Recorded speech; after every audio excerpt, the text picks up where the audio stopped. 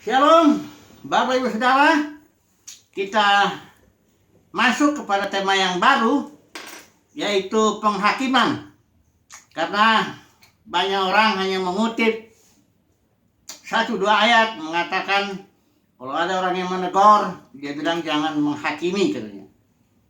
Padahal saudaraku, bahwa bahkan ministry Nuh itu adalah ministry penghakiman. Dengan dia membangun bahtera, dia air bah itu datang, dia menghakimi orang-orang di zamannya, ya. Bagaimana juga nabi-nabi, ya, selalu menyatakan yang salah, ya. Jadi bahkan di dalam Paulus pun bilang nyatakanlah apa yang salah, ya. Tegurlah, nasihatilah, ya. Jadi banyak orang mencomot dari Matius 5, jangan menghakimi langsung, itu artinya tidak boleh buka mulut tentang kesalahan yang ada, khususnya dalam dunia kekristenan ini, ya. Bukan begitu. Jadi kita akan belajar penghakiman dari mulai kejadian, ya, bagaimana Tuhan sendiri yang melakukan penghakimannya, sampai nanti di kitab Wahyu, di penghakiman terakhir itu, ya. Jadi supaya nanti kita mendapatkan suatu outline-nya, gambar besar, ya. Oh, penghakiman itu seperti itu. Baru kita nanti bisa menafsirkan 1-2 ayat, ya, dengan tidak tidak mencomot dan tidak langsung memberikan satu makna, ya, kepada 1-2 ayat itu. Nah, penghakiman sendiri itu dalam bahasa Ibrani itu mispat ini munculnya 425 kali. Ini bisa antara manusia dengan manusia dan juga antara Yahweh dengan Israel, ya. Bahkan hukum Israel itu hukum mispat itu dibilang, ya. Dalam perjanjian lama juga, jadi ini istilahnya ini legal juga, ya. Penghakiman dalam arti secara hukum, ya. Penghakiman. Coba dulu kita lihat dalam perjanjian baru. Ini krima, kata benda ini semuanya, ya. Hanya 27 kali munculnya, ya. Ini termasuk adalah final judgment, itu penghakiman yang terakhir, ya. Demikian juga istilah krisis itu Yunani ada 47 kali. Ini khusus untuk ada termasuk orang yang berotoritas, ya. Mahkamah agama atau orang-orang yang berotoritas lah untuk menghakimi, ya. Jadi tapi kita harus lihat dulu di di Yesaya 26 ayat 9 sebenarnya makna penghakiman itu apa? Karena banyak orang hanya tahu penghakiman itu adalah suatu punishment, penghukuman, ya. Padahal bukan itu maknanya, ya. Enggak cuma itu aja, ya. Yesaya 26 ayat 9 coba dulu kita baca, ya. Yesaya 26 ayat 9. Ya, ayat di bagian bawahnya itu, sebab apabila engkau datang menghakimi bumi, maka penduduk dunia akan belajar apa yang benar. Jadi penghakiman Tuhan dimaksud bukan hanya sekedar menghukum atau menghajar begitu, tapi juga supaya penduduk dunia akan belajar apa yang benar. Artinya ada sisi pemulihan. Orang yang tadinya nggak tahu kebenaran menjadi tahu kebenaran setelah dihakimi, ya. Jadi penghakiman ini jangan dilihat hanya sisi negatifnya suatu hukuman, ya. Apa yang ditabur orang itu yang dituainya, betul. Tapi itu hanya satu sisi saja, ya. Penghakiman harus dipahami juga sisi yang lain, restorasi, pemulihan. Yaitu supaya orang hasil daripada hajaran dan pemulihan ini akhirnya orang bisa mengenal kebenaran. Sama seperti penjara, ya, lembaga permasyarakatan itu pun ada sisi punishment-nya juga, kan. Hakim pukul 3 bulan. Nah, tapi di sana kan selama 3 bulan itu kan itu dibina, dididik, ya, diajar supaya kembali bisa berkarya di dalam masyarakat supaya mengenal kebenaran. Jadi penghakiman adalah sesuatu yang positif dalam arti membuat orang mengenal kebenaran. Oke, mari kita masuk dulu, ya, nomor 1. Kita harus tahu dulu maksud Tuhan, karena dalam penciptaan, ya, Kejadian 1 ayat 26 sampai 29. Karena begini, penghakiman itu menjadi suatu bagian daripada tindakan Tuhan untuk memproses ciptaannya ini agar ciptaannya ini mengenal kebenaran, ya. Karena kalau tidak ada penghakiman, waduh, itu sangat-sangat kacau sekali alam ini, kehidupan ini, ya. Orang jadi nggak tahu mana yang benar, mana yang salah. Karena si orang ini ngomong begitu, ini ngomong begini. Kalau tidak datang penghakiman, nggak tahu kita, ya. Yang benar bisa salah, yang salah bisa benar, yang lurus jadi bengkok, yang bengkok jadi lurus, ya. Nah ini makanya penghakiman itu sangat penting, ya. Dan itu merupakan tindakan Tuhan untuk agar ciptaannya mengenal kebenaran. Tapi juga bukan hanya Tuhan. Tuhan pun memberikan di kitab Wahyu, nanti kita melihat kuasa untuk menghakimi kepada umat pemenang. Jadi mari kita melihat dulu, ya. Rencana Tuhan lah, ya. Kita lihat secara cepat dulu, ya. Karena ini pembukaan. Jadi rencananya barangkali 6 atau 7 kali ya. Supaya sampai nanti kita ke kitab Wahyu. Dalam kitab Kejadian itu Tuhan menciptakan manusia serupa, segambar, ya. Kalau ini istilah Ibrani ada 2, itu Selem dan Demut, ya. Kalau Selem itu serupa, itu representatif, ya. Representatif figure, gambar yang representatif, ya. Jadi manusia ditempatkan di bumi ini sebagai wakilnya Tuhan, ya.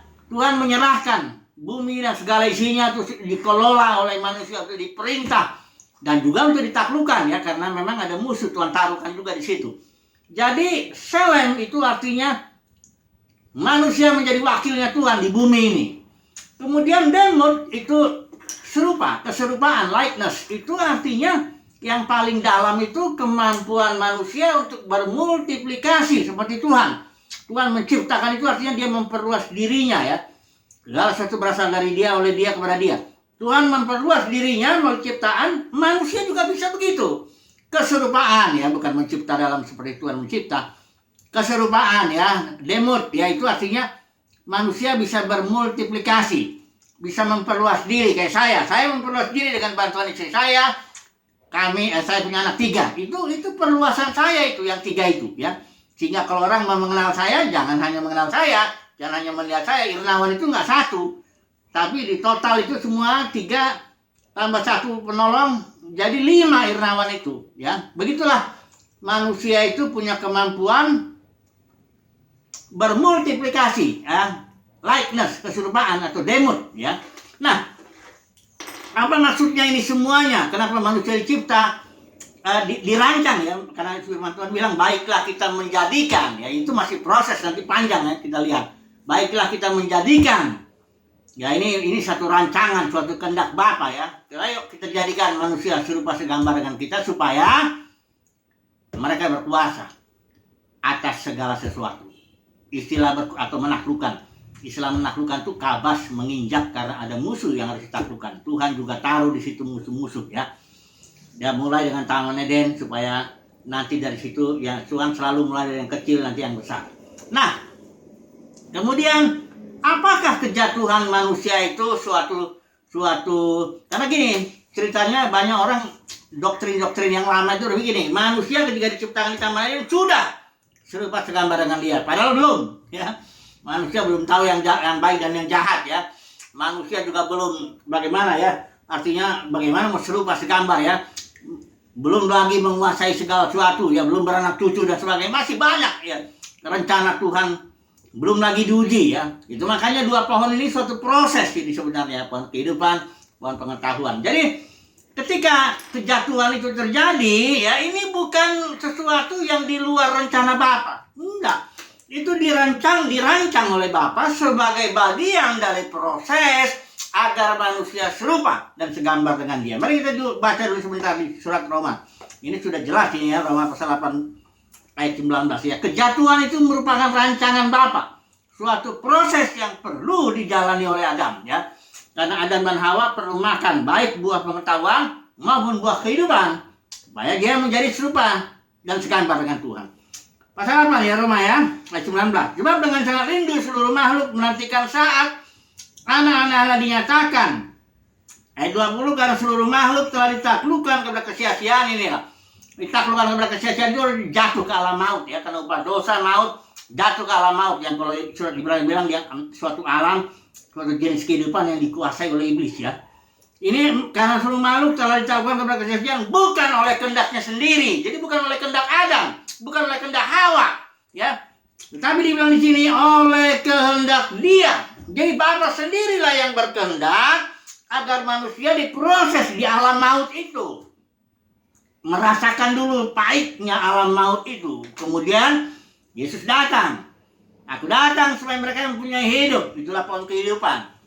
Dan nanti hidup ini menelan maut. Itulah proses yang harus dilalui oleh semua manusia. Agar semua manusia boleh menjadi serupa dan segambar dengan Dia. Ini dia ya artinya ya.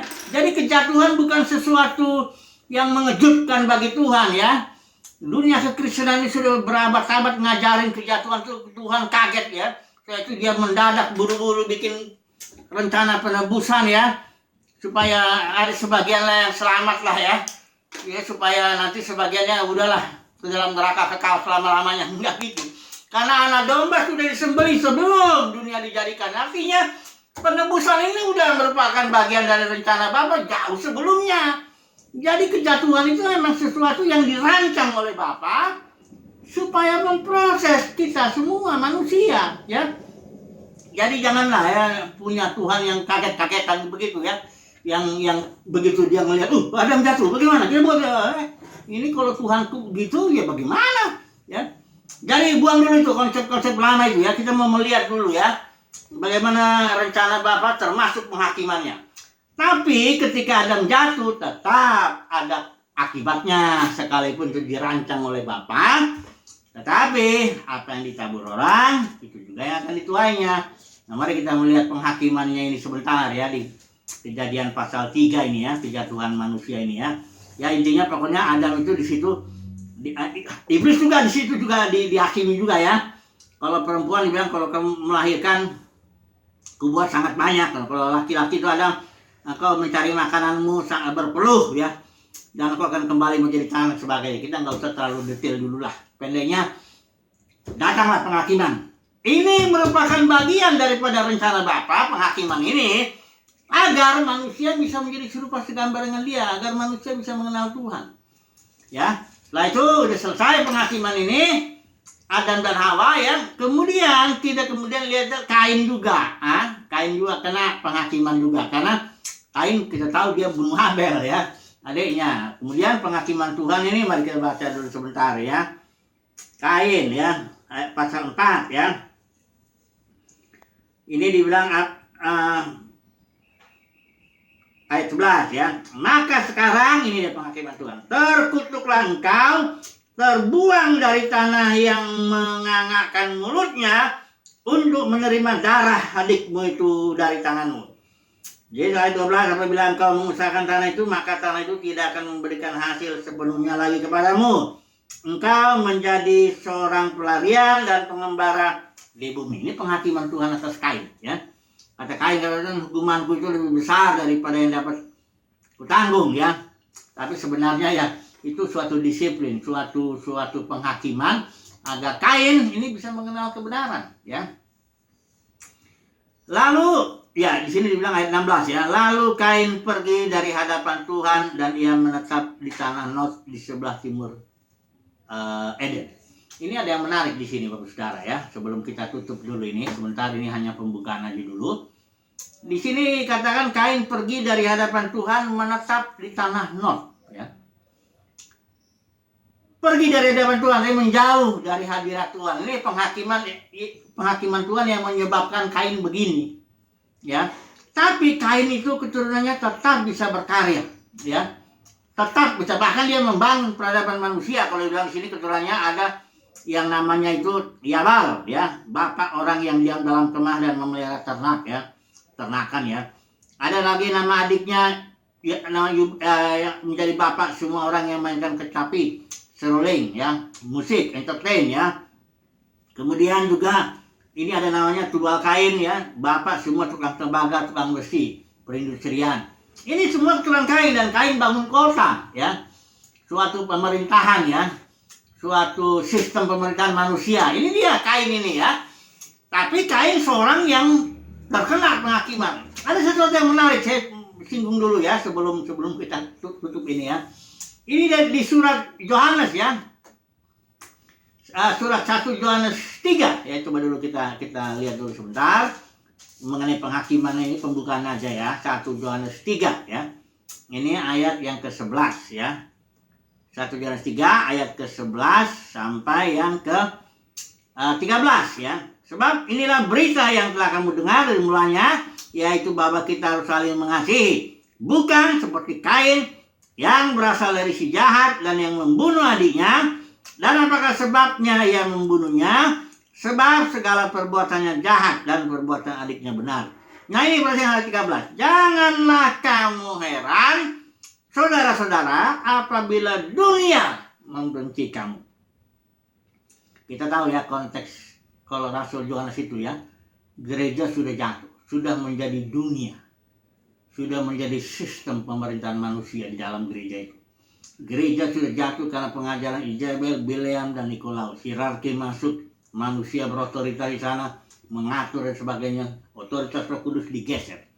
Inilah dunia, sistem artinya kosmos. Rasul Yohanes seringkali memakai dunia bukan dalam arti langit, bumi, laut, dan segala isinya. Memang lihat konteksnya.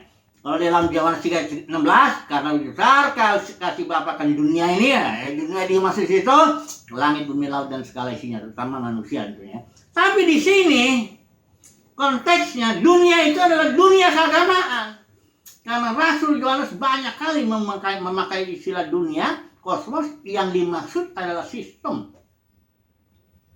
dunia keagamaan yang memusuhi Yesus itu. Dalam percakapan terakhir juga Yohanes menggunakan istilah-istilah dunia ya. Itu dunia yang dimaksud itu yang membunuh Yesus itu dunia keagamaan ya. Jangan saudara pikir dunia orang dunia ini Yesus dibunuh bukan oleh orang dunia. Yesus dibunuh oleh para ahli Taurat, orang Farisi. Dunia keagamaan. Jadi di sini dunia keagamaan itu seperti Kain dibilang di sini ya. Jangan heran kamu kalau kamu dibenci oleh dunia keagamaan. Karena dunia keagamaan pertama sudah kena penghakiman Tuhan. Kedua, memang dia berkarya. Dalam dunia keagamaan sudah lihat karyanya luar biasa. Gedung-gedungnya besar. Ya, uang yang banyak. Ritualnya luar biasa. Semuanya ya.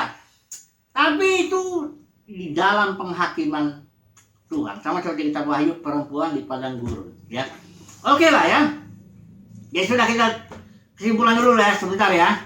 Nomor 1 kesimpulannya, penghakiman itu merupakan bagian daripada proses yang Bapa kerjakan kepada kita semuanya, penciptaannya, agar manusia menjadi serupa segambar dengan Dia. Kedua kesimpulannya, karena segala sesuatu berasal dari Dia, oleh Dia, kepada Dia, ya.